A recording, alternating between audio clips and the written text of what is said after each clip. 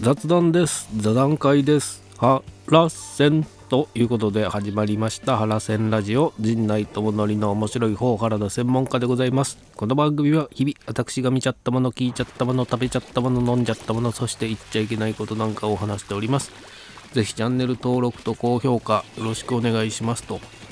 いうことで、昨日は何をしてたかと言いますと、何もすることはなく、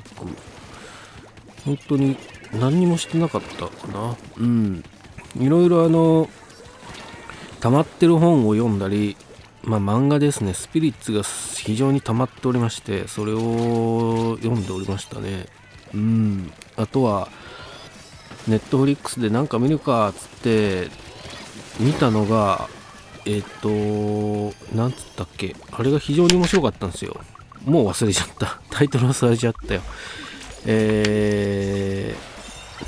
忘れちゃったなタイトル。それは後ほどまた喋りますわ。どこにメモしたのかもう忘れている。ひどいねなんかタイトルが、それは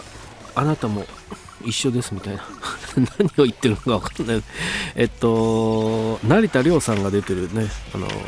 年やった映画やったんですけど、あれすごく面白かったですよまともじゃないのは君も一緒ね。ネットリックスでやっておりました。これ非常に面白かった。たまたまね、本当にネットリックスのなんていうんですか、ホーム画面というか、あれをダラダラなんかないかなって見てたら面白そうだったんで見たんですけど、非常に面白かったです。その感想はまたね、じっくりやりたいと思いますが、そんなゆっくりした一日を過ごしておりました。本当に何にもしてなかったな。はい。で、見ましたですわ。真犯人フラグの、これは穴番住民と失踪事件を徹底推理ね。昨日、本来であれば放送日なんですが、年末ということで、こういった特別編というかね、穴番のスタッフと一緒のスタッフが作ってるってんで、穴番のに出てた役者さんも出てきて、いろいろこうひっくり返してというかかき混ぜてきてたわけですけども、その穴番の住人がやってきたという回でしたけども、僕は穴番をねちゃんと見てなかったんで、ちゃんとというかもうほとんど見てなかったんで、誰が来ようが袴田さんが来ようが全然その感情移入というかね、こうわーっとはなんなかったんですけど、でもうまいやり方をしてるなと思って、ドラマの作りとしてね。だからパラレルワールドというか、世界線をこうまたいで、やってきてくれてるっていうのはこう非常に面白いですよね。だから今後こういったドラマがもっと増えてくれると、だから楽しいというか、そういった面白みもこれまでやったらね、勝手に自分がそう思って見てたものを公式にこうやってくれるというかね、ちょいちょいあるじゃないですか。こうギャグ的に役で有名になって別のドラマでその前の役でのセリフをちょこっと挟むみたいなね、そういった遊び心みたいなのが堂々とやっておったわけです。これで昨日のあれで何か新しい真実が明らかになったかどうかっていうのはもう全くゼロで、おさらいですね。こう私はこう誰々が怪しいと思ってるとか、そういった話が本当にいろんな、YouTuber の方もね考察動画やってるじゃないですか。僕もそんなんを、全く知らずにドラマの感想を言ってたら、関連動画でそういうのが上がってきてて、そういった動画をいろいろ見てるわけですけども、それとやってること変わんないですよね。外野がいやいや言うだけっていうね。で、特に新しいこう真実とかはありませんでしたけども、それとそれはテレビで放送があって TVer にも上がってるんですけども、もう一本なんとこの真犯人フラグの今度は座談会といってね、キャストによる座談会が、スペシャル座談会っていうのが上がっておりましてね、こっちの方がさっき見たんですけど、面白かったですね。だから二宮さんと、それから日野、それから相良凌介さんで、立花一生君に、でなんだ名前が出てこない、記者の川村さんの、5人で座談会をしてて、まあ犯人を知ってるのかどうか、まずね、この出演者のうちで誰が真犯人を知っているのかっていう話にいきなりなって、なんとここで二宮と立花は犯人を知っているとこうカミングアウトした。他の残りの3人、凌介さん、それから日野、それから川村はその犯人を知らないということがね、これなかなかの衝撃事実だ。僕が陣内君に、あれはいつぐらいですか、一月ぐらい前ですか、一月半ぐらい前ですか、一月ぐらい前かな、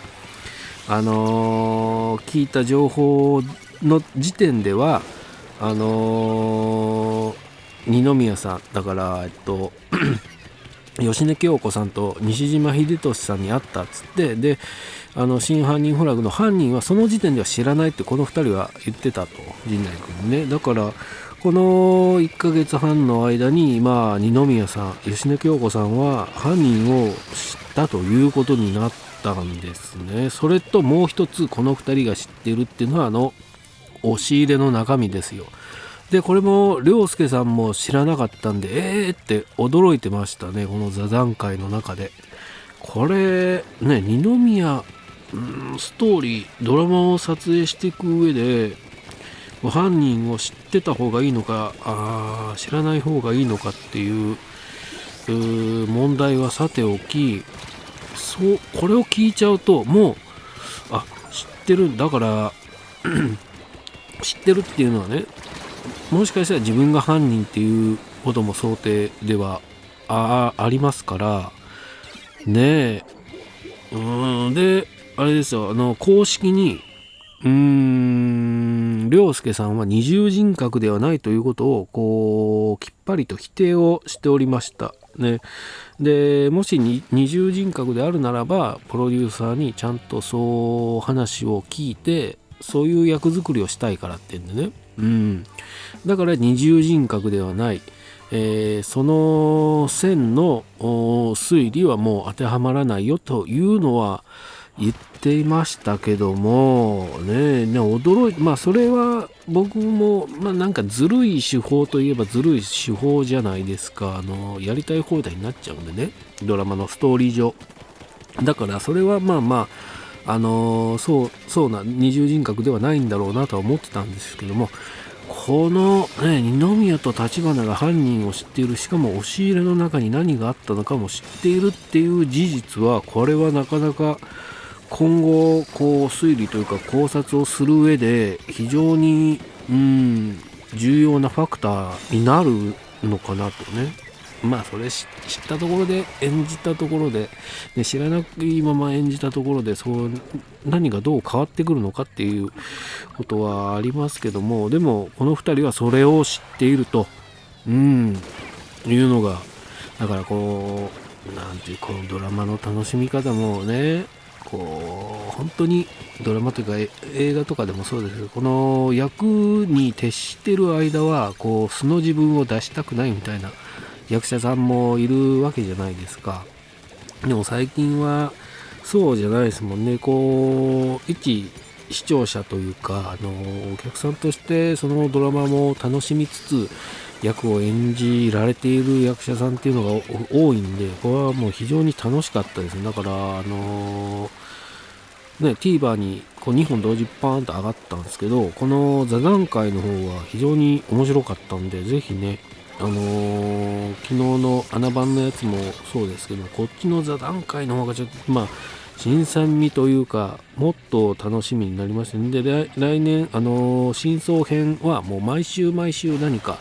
謎が明かされていくという話をしておりましたんで、これは非常に楽しみですね。でそれぞれのメンバーというか役者さんが気になったというか驚いちゃったシーンとかを話しておったんですけども、これは非常に面白かったんで、キャスト座談会、TVer で見逃し配信ありまして、それからも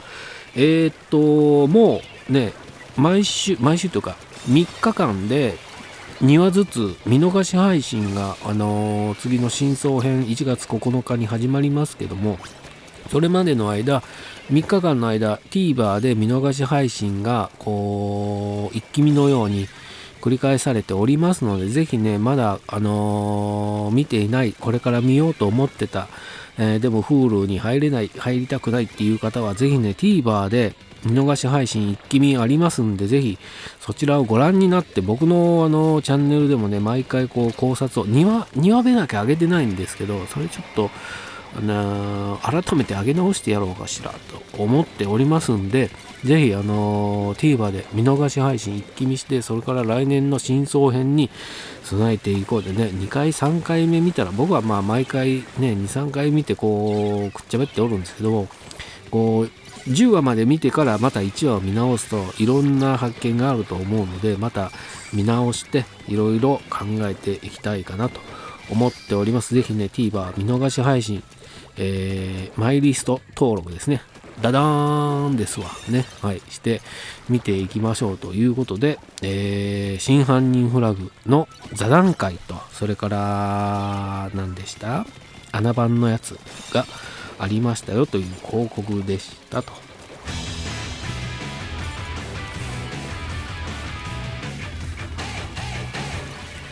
コント座談会ね、座談会というか、今日はね実はあれですよ、陣内くんのチーム陣内の忘年会がありましてね、これから夜あるんで、まあ何を食べさせてくれるのか楽しみに、向かいたいと思っておりますが、まあね、誰か見てたかな。でもこの真犯人フラグが面白いっていう話を僕は知ってるんで、まだみんなちゃんと見てないとは思うんであれですけど、そんな話にはならないとは思いますが、ね、いろいろ年末の番組のことだったりとかね、今年の反省、あと YouTube で、なんかの話になると思いますが、そんな報告が明日できるかなとは思いますので、ぜひチャンネル登録と高評価もよろしくお願いします。ありがとうございました。